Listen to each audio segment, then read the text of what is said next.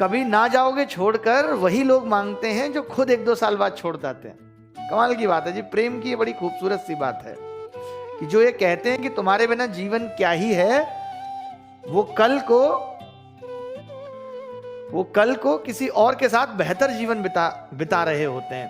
और उनकी उसके बाद कुछ महीनों बाद ही फोटो ऐसे आई होती है, ऐसे हाथ पकड़ा होता है और मेहंदी लगी होती है हाथों पे, और फेसबुक पे डीपी देखता है जब लड़का टूट जाता है पूरी तरीके से, अंदर से संभाल नहीं पाता अपने आप को। उसे याद आती है वो सब चीजें कि ऐसा कहा गया था कि तुम्हारे बिना तो जिंदगी कुछ भी नहीं है, तुम हो तो सब है, तुम्हारे बिना कुछ भी नहीं है। और ये कह के कि अब आज के बाद बात नहीं हो पाएगी, पापा नहीं मान रहे, ऐसे समझ लीजिए प्रेम छोटा पड़ जाता है। जब कोई ये कहने लगे ना कि पापा नहीं मान रहे, तो समझ लीजिए कि प्रेम छोटा पड़ जाता है। उस वक्त लड़का बड़ा परेशान हो जाता है, और वही लड़का जब फिर लड़की के घर जाके कोशिश करता है कि किसी तरीके से बात करूं, जबकि वो इस बात को नहीं समझ पाता कि लड़की का ही अगर सपोर्ट नहीं मिल रहा, जिसको हम जीतना चाहते हैं वो ही हार गया हमसे, वही हमसे अपोजिशन टीम में चला गया, तो कैसे जीतेंगे सोचिए, और क्या ही रह जाएगा फिर जीतने को। बट फिर भी लड़का जाता है किसी तरीके से, बात मोहल्ले की होती है, वो दिल्ली जॉब करने चला जाता है, और सारी बात आके कास्ट पे अटक जाती है। मुझे समझ नहीं आता कि जब शुरू कर रहे थे तब कास्ट नहीं पता थे, तब तो बहुत मजा आ रहा था जब शुरू कर रहे थे तब। अब अंत इतना बुरा कि पापा नहीं मान रहे और कास्ट की बात है, पापा का कहना है कि तुम्हारे पास सरकारी नौकरी नहीं है। अरे सरकारी नौकरी तो हमारे पास 7वीं क्लास में भी नहीं थी जब तुमने कहा था कि तुम में एक अलग बात है, तब तो तुमने वो अलग बात कह के हमें चुन लिया था। आवाज छोड़ने के लिए सरकारी नौकरी बीच में आ गई, बताइए।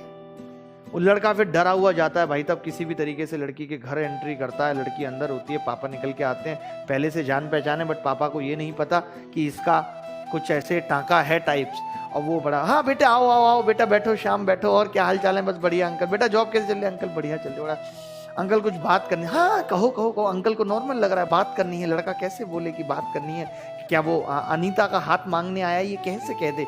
ऊपर से वो अंकल ने कहानी शुरू कर दी, बेटा मैं तो बस तुम्हें फोन करने वाला ही था, बताने वाला था अनीता के लिए एक लड़का देखा है और 1-2 महीने में शादी हो जाएगी, और अभी जो है रोका हो गया है। अब लड़के की आंखें भाई साहब फूल रही हैं, रोका हो गया, हमें तो ये बात रोक के बताई नहीं गई थी कि रोका हो गया है। लड़के का भाई खड़ा है क्योंकि उसको पहले से ही शक था इस आदमी पे कि कुछ कर रहा है। अंकल मैं बस कहना चाहता हूँ, वह बहुत हिम्मत करके वो आदमी कैसे कहे इतना सब होने के बाद, कैसे कहे, कितना मुश्किल है कह पाना।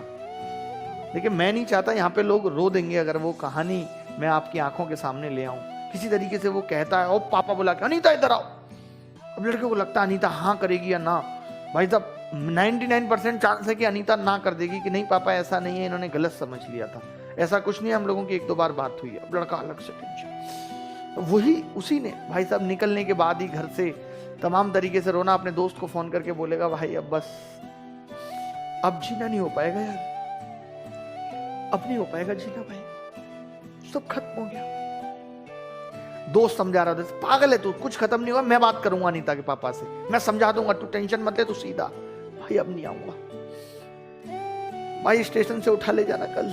इस तरीके से मैं फिर भी एक ही बात कहूंगा, देखिए कई बार, अब मैं थोड़ी ज्ञान की बात करूंगा, कई बार जिंदगी में हम जिन पलों में बहुत उदास हो रहे होते हैं, बहुत दुखी हो रहे होते हैं, उसके कुछ चंद महीनों बाद हमें पता चलता है, हमें हंसी आती है उन पलों को सोच के कि हम कितने पागल थे जो हम इतने परेशान हो रहे थे। क्योंकि जिंदगी में याद रखना, परिवर्तन ही जीवन का नियम है।